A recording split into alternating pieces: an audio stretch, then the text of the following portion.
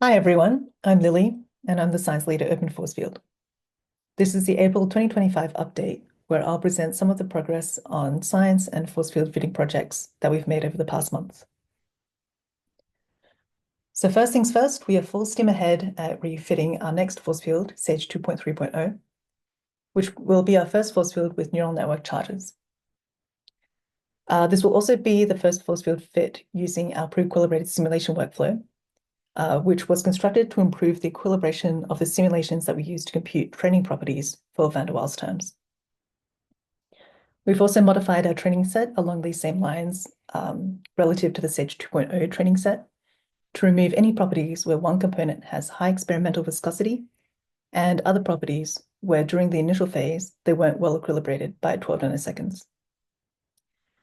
This plus a set of other standard filters resulted in a training set of 1,339 properties, with a bit more diversity than the original SAGE 2.0 training set.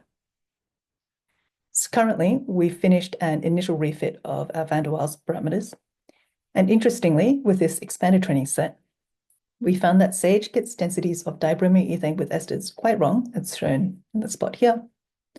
And that despite including these points in the training set, the densities don't improve substantially by the end of the refit. We suspect that our valence parameters actually might be a factor here. We've also been looking at our training set coverage for valence terms and found that we don't currently fit the dibromine torsion to any torsion profiles. So the next step in this project is to refit the valence terms of the force field with neural network charges. Barbara and Michael have also been very meticulously curating their own physical property training set from ThermoML to include particular properties of interest that were filtered out automatically in the training set on the previous slide. So for example, mixtures of methanol and water. We also want to experiment with refitting to this set as well, and it's currently equilibrating. Moving on to QM datasets for valence parameters and other projects, there's been a lot going on here as well. So since last time, the first two datasets here, the lipid maps benchmark set and the initial transition metals set, have completed.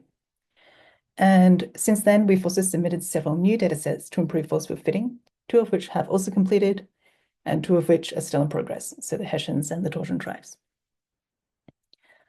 Finally, Jen has continued working on the Genentech transition metals collaboration and submitted a really massive dataset of transition metal single points with over 600,000 calculations. And this has really put the QC archive and QC Fractal infrastructure to the test. A massive shout out to Ben at Molsey for all his help resolving all the issues that we've been running into working with datasets at this scale.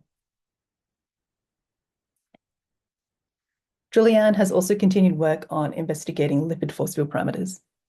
So as a reminder, Julianne initially benchmarked the performance of SAGE on POPC bilayers and found that SAGE performed fairly poorly relative to other lipid force fields such as S-lipids, with lower order parameter quality and very high correlation times.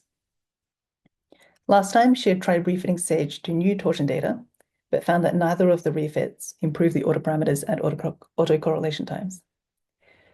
Since then, she has tried another refit where she increased the prior width distributions in the torsion regularization to allow them to move more, but found that parameters still didn't change substantially. And moreover, she actually saw that SAGE incorrectly favors the Gauss conformation over the trans in energy profiles of simple alkanes. She's now experimenting with running some smaller fits with smaller datasets to try to get the simple alkane profiles right to start with before moving on to more complex chemistries. Julianne was also looking at non-bonded parameters and found that the charges of the POPC head group are actually inverted in terms of sign between the lipid 21 force field and between M1 BCC. It's not quite clear what the impact of this is yet, so she'll compare the electric fields of the charges and compute for energies of solvation of the head groups to investigate.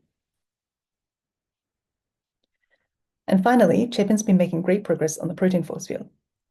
So this project has a long history, but in short, Chapin found that simply fitting valence parameters to QM data that included small peptides resulted in force fields where the protein GB3, shown here, would unfold in simulation, primarily the helix, highlighted in orange.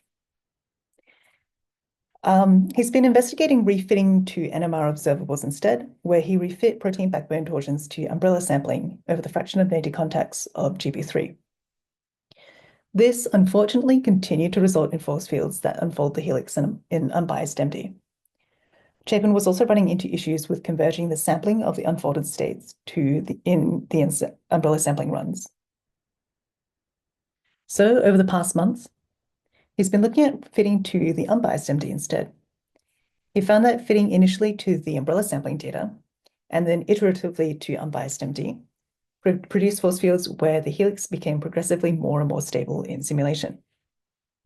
So on the left-hand side here are our RMSD plots over time of GB3 in unbiased MD, where the top row is our reference force field AMPA14SB, and the bottom three rows show the force fields that he's been iterating over.